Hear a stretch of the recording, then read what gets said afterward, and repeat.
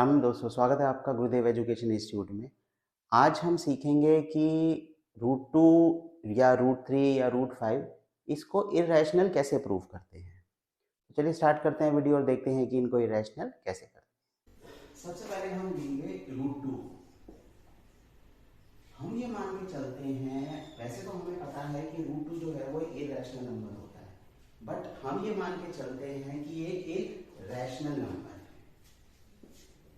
Let us assume that root 2 is rational. तो अगर ये रैशनल नंबर है तो क्या मैं इसको किसी a अपॉन b की फॉर्म में लिख सकता हूं? भाई रैशनल क्या होता है? कोई भी नंबर जो p बाई क्यू की फॉर्म में हो उसी को रैशनल कहते हैं। तो मैं इसको a बाई b की फॉर्म में लिख सकता हूं। a और b यहां पर are co-prime where b is not equal to 0। अब को-प्राइम नंबर क्या होते हैं? को-प्राइम नंबर वो नंबर होते हैं जिनका फैक्टर सिर्फ एक, दोनों का एक ही कॉमन फैक्टर निकलेगा 1। जैसे 3 और 5। अगर मैं ये दो नंबर ले लूं 3 और 5, तो इन दोनों में कॉमन फैक्टर क्या है?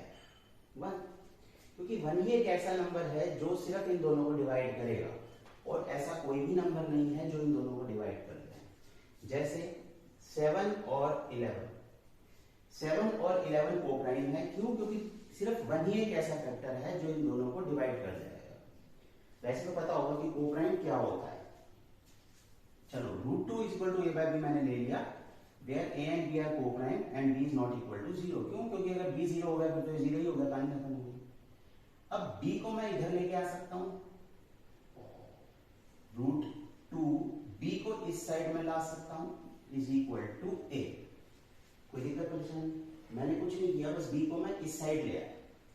ठीक है, ये समझ में आ गया? इतनी कहानी समझ में आ गई। चलो अब यहां पर मैं क्या कर सकता हूं? यहां पर मैं क्या करता हूं? स्क्वायर करता हूं। Squaring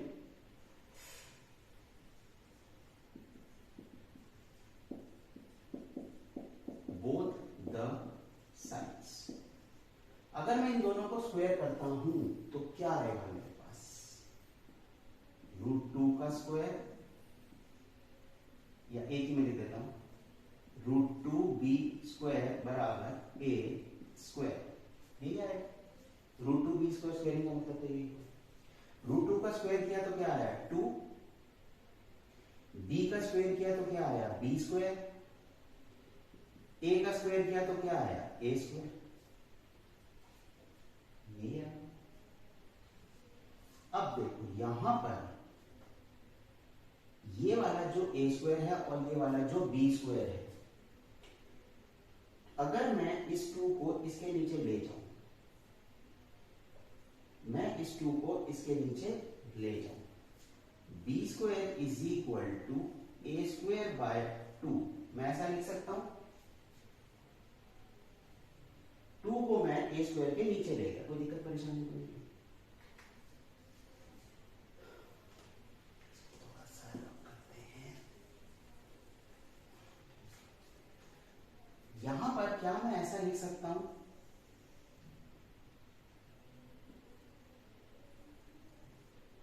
A square is divided by 2।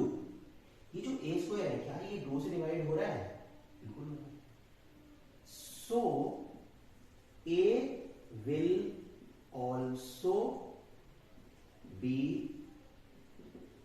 Divided by 2। अगर ए स्क्वायर 2 से डिवाइड हो रहा है तो भाई ए भी तो 2 से डिवाइड करेगा। भाई जैसे यहां पे मैं लिखूं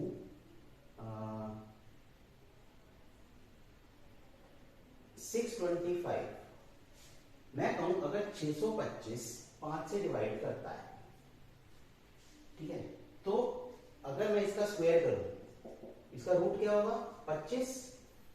रूट ऑफ 625 क्या होगा? 25। तो ये भी तो 5 से करेगा ना। ये चीज मैंने बोली, अगर a स्क्वायर 2 से डिवाइड कर रहा है तो भाई a भी तो 2 से डिवाइड करेगा, सिंपल सी बात है। अब यहां पर हम ले लेते हैं let a is equal to, हमारे पास क्या था √2, 2c, मैं इसको मान लेता हूं क्योंकि मुझे √2 को प्रूव करना है इरेशनल, तो मैं a को 2c मान लेता हूं, where c is an integer. c कोई भी एक इंटीजर, कुछ भी हो सकता है। तो यहां पर मैंने माना let a is equal to 2c। अब इसको मैं नंबर 1 दे देता हूं equation, putting the value of a in 1 we get। अगर मैं a की वैल्यू को यहां पर रखता हूं तो मुझे क्या मिलेगा, चलो ये b square is equal to a square by 2 था, यहां पे क्या था a स्क्वायर बाय 2, तो मैं इसको लिख सकता हूं b square is equal to, जब मैं यहां पे a की वैल्यू रखूंगा, क्या वैल्यू है 2c, ऐसे लिख सकता हूं। a की वैल्यू जो थी मेरे पास 2c, उसको मैंने यहां रख दिया, तो मेरे पास आया b square is equal to 2c का होल स्क्वायर बाय 2, तो क्या आएगा ये 4c स्क्वायर बाय 2, यही आएगा। b square is equal to 4c square by 2, इसको मिटा दो, रब कर दे,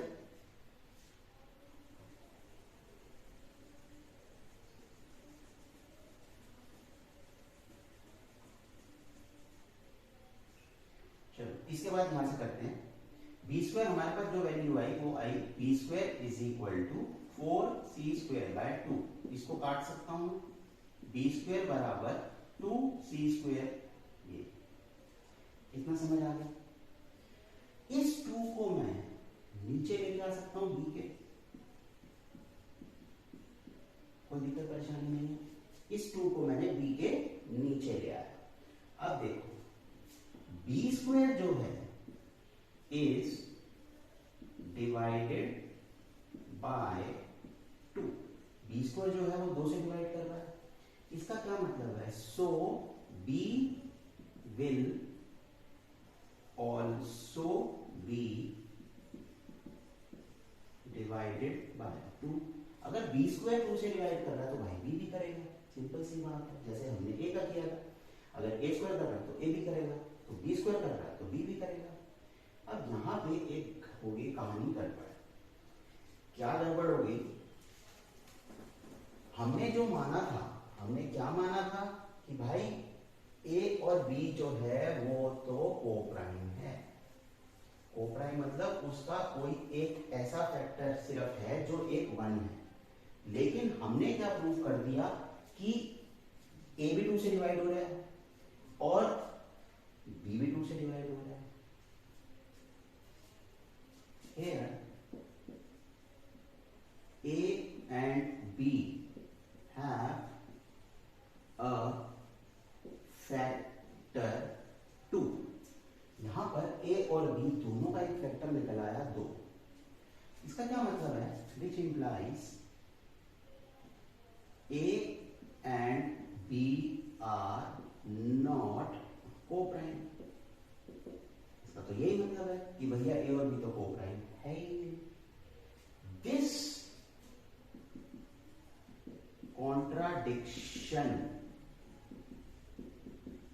हैज अराइजन, ऐसा क्यों हुआ, बिकॉज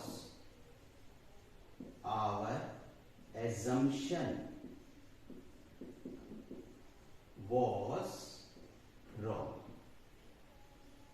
that √2 is rational। ऐसा क्यों हुआ कि भैया हमने तो पहले माना था कि ए और बी कोप्राइम है, बट हमने बाद में जब हमने क्वेश्चन को किया तो ये निकल आया कि भैया √2 जो है वो सॉरी ये ए और बी जो है वो कोप्राइम है ही। तो ये कंडीशन कंडीशन क्यों आई? ये इसलिए आई क्योंकि जो हमने ना स्टार्ट में माना था, हमने क्या माना था, let us assume that root 2 is rational, हम यही मान के चल रहे थे।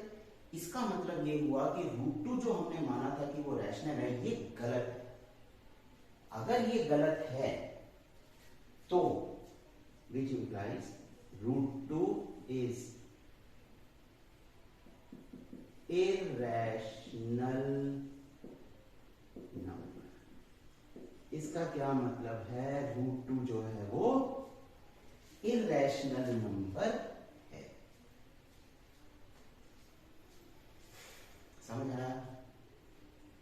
बहुत इजी है, कुछ नहीं करना, पहले रूट 2 को a बाय बी ले लो, a बाय बी को को प्राइम मान लो। को प्राइम मतलब कोई एक ऐसा जिसमें सिर्फ एक ही फैक्टर निकले 1, ये कर लिया। अब कुछ नहीं करना, इसका स्क्वायर कर दो, इसका स्क्वायर कर दिया, यहां पे हमारा, मैंने तो मिटा दिया, यहां पे हमारे पास आएगा ए स्क्वायर इज इक्वल टू, यहां पे आएगा, इस बी को पहले यहां पे लेके आओ, रूट 2 बी, उसका स्क्वायर करो, 2b square is equal to A square. ठीक है, अब वहां पे फिर हम मानेंगे b is equal to a is equal to 2c, फिर उसका उसकी जो वैल्यू है a की वो वहां पे रखना, और उसके बाद ये सब आ जाएगा। चलो अभी तो मैंने क्या मिटा दिया। अब हम करते हैं रूट 3 का, बिल्कुल सेम टू सेम रूट 3 का करते हैं, फिर और अच्छे से समझ आएगा। चलो अब हम करते हैं रूट 3 का। Let us assume that root 3 is rational, वही सेम प्रोसीजर, रूट 3 एक रैशनल नंबर है। रूट 3 को क्या मानेंगे, अगर ये रैशनल है तो a बाय बी, वही रैशनल यही तो होता है p बाय क्यू की form, where a and b are coprime. Coprime मैंने बताया क्या होता है, जिसका सिर्फ एक ही फैक्टर हो 1, and b is not equal to 0, और b 0 नहीं होना चाहिए। अब b को इधर शिफ्ट करते हैं, root 3b is equal to a। Next step क्या था, स्क्वेयरिंग बोथ द साइड्स, दोनों साइड्स को स्क्वायर कर दो। जब हम दोनों साइड्स को स्क्वायर करेंगे तो क्या आएगा, रूट 3b का square is equal to a का स्क्वायर, यही आएगा। रूट 3 का स्क्वायर इज 3, b का square is b square, a square as it is. अब 3 को नीचे ले जाओ, b square is equal to a square by 3। इतना समझ आ गया, सेम है।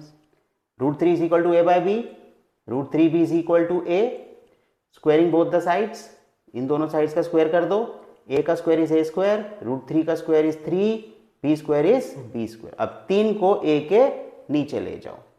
इसके बाद हमने क्या किया था,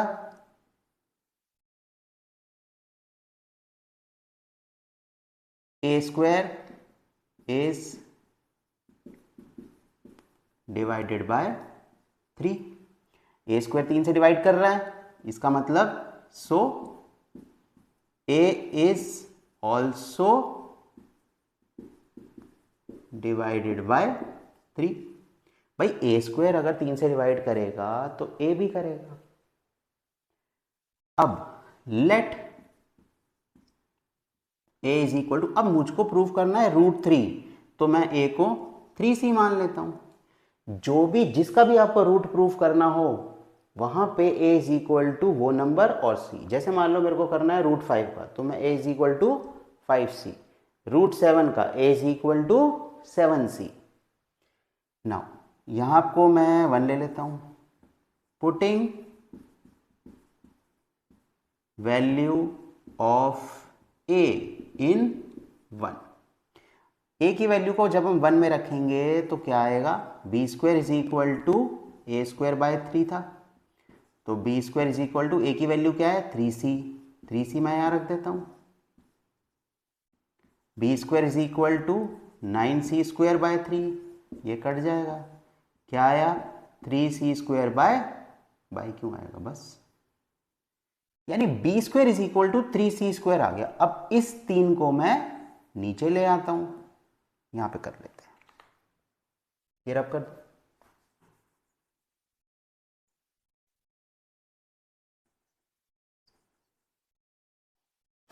चलो बी स्क्वायर हमारे पास है, B square is equal to 3c²। इस 3 को मैं नीचे ले आता हूं, बी स्क्वायर बाय 3 बराबर c²। अब देखो ये जैसे हमने यहां पे लिखा था, बी स्क्वायर जो है वो 3 से डिवाइड करेगा, B square is divided by 3, so B is also divided by 3। भाई जब बी स्क्वायर 3 से डिवाइड करेगा तो बी भी 3 से डिवाइड करेगा, सिंपल। इसका क्या मतलब हुआ? इसका ये मतलब हुआ कि भाई जो हमारे पास ए और बी था, ए जो है वो भी 3 से डिवाइड कर रहा है, बी जो है वो भी 3 से डिवाइड कर रहा है। इसका मतलब ए और बी दोनों 3 से डिवाइड कर रहे हैं। इसका मतलब जो हमने माना था कि ए और बी को प्राइम है वो गलत हो गया। ए और बी क्या था? पहले हमने क्या माना था कि ए एंड बी आर को प्राइम। इसका मतलब ए और बी का एक ही फैक्टर है 1, और कोई हो ही नहीं सकता। लेकिन यहाँ पे हमने क्या प्रूव कर दिया कि ए और बी का एक और फैक्टर है 3। ए और बी दोनों किस नंबर से डिवाइड हो रहे हैं? 3 से। इसका मतलब ए और बी को प्राइम हो ही नहीं सकते। तो यहाँ पे हम क्या लिखेंगे?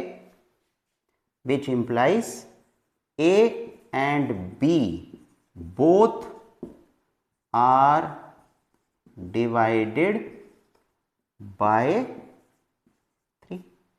दोनों के दोनों किससे डिवाइड कर रहे हैं? 3 से। सो यहां लिख देते हैं, चलो इसको रब करते हैं, यहां लिखते हैं।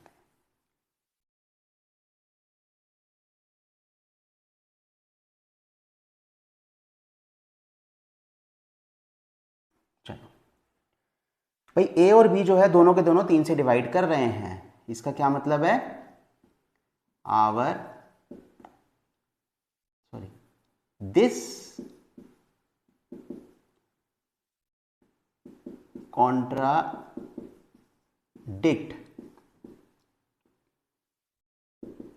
the fact that A and B are co-prime। भाई ये कॉन्ट्राडिक्ट करते हैं कि भैया ए और बी जो है वो को प्राइम है। तो क्या मतलब हुआ? This contradiction has arisen। ऐसा क्यों हुआ?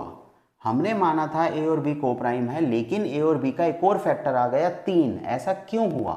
This contradiction has arisen because our assumption that √3 is rational is wrong। क्योंकि हमने जो माना था कि भैया √3 जो है वो रैशनल है, इसका मतलब वो कॉन्ट्राडिक्शन, वो एजम्पशन ही गलत है। हमने माना ही गलत था कि भैया √3 रैशनल हो ही नहीं सकता। √3 रैशनल माना, इसीलिए ये कॉन्ट्राडिक्शन आ गई।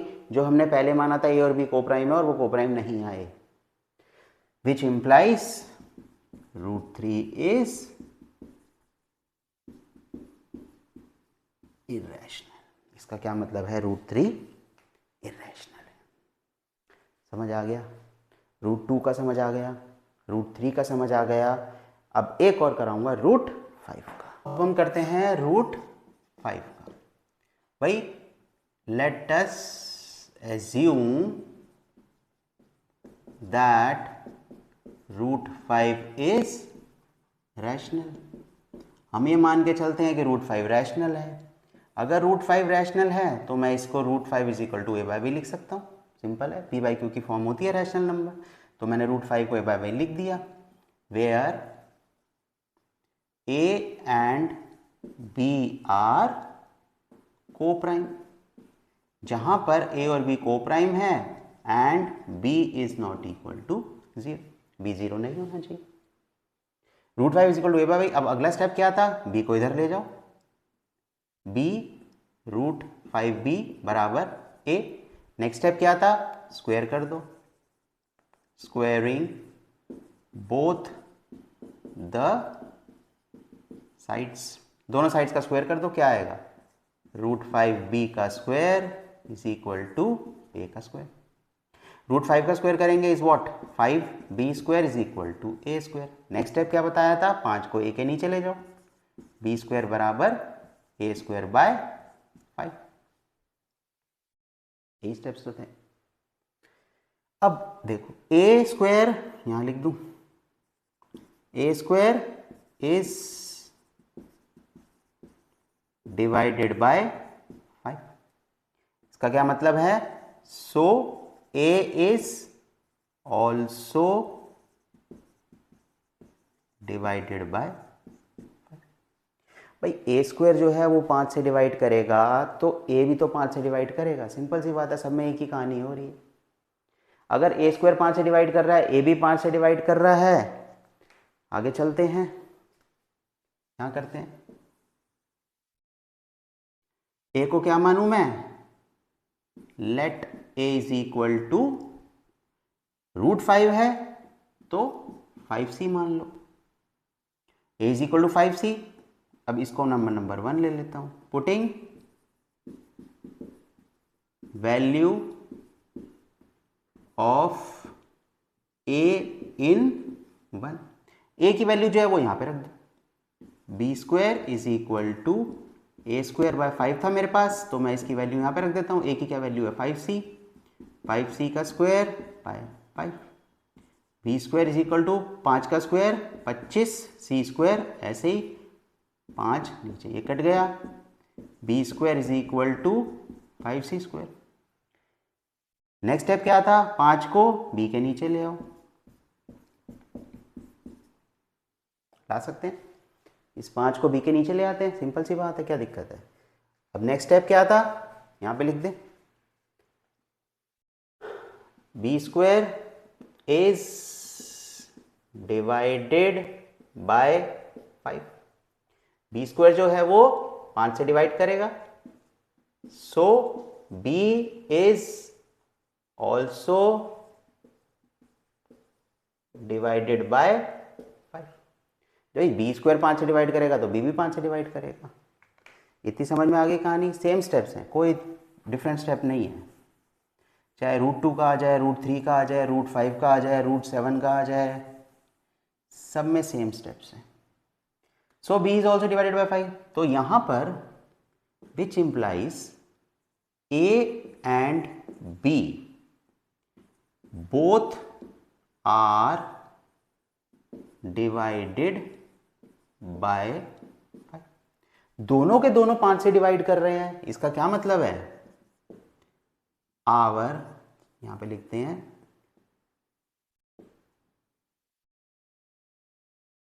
it has arisen a contradiction। अब एक कॉन्ट्राडिक्शन आ गई, that a and b are coprime. इसका मतलब a और b, ये जो a और b है ये कोप्राइम नहीं है, इसका एक फैक्टर है 5। दिस कॉन्ट्राडिक्शन हैज अराइजन, ये कॉन्ट्राडिक्शन क्यों आई, बिकॉज आवर assumption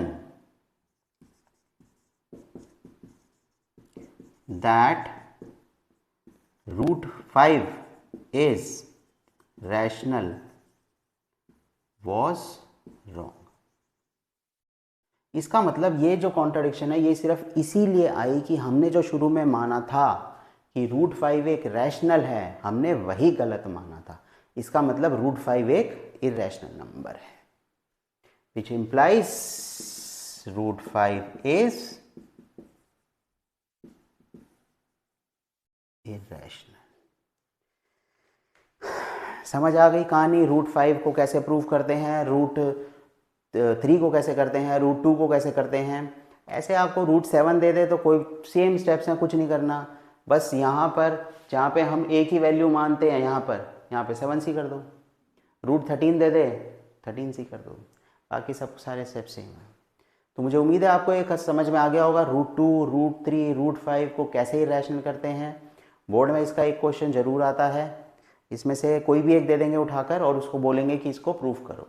चलो नेक्स्ट जो वीडियो है उसमें हम नेक्स्ट एक्सरसाइज करेंगे जिसमें बाकी कुछ कॉम्प्लिकेशंस विद रूट्स आएंगी। तो तब तक के लिए मेहनत करते रहिए और सक्सेस मिलेगी।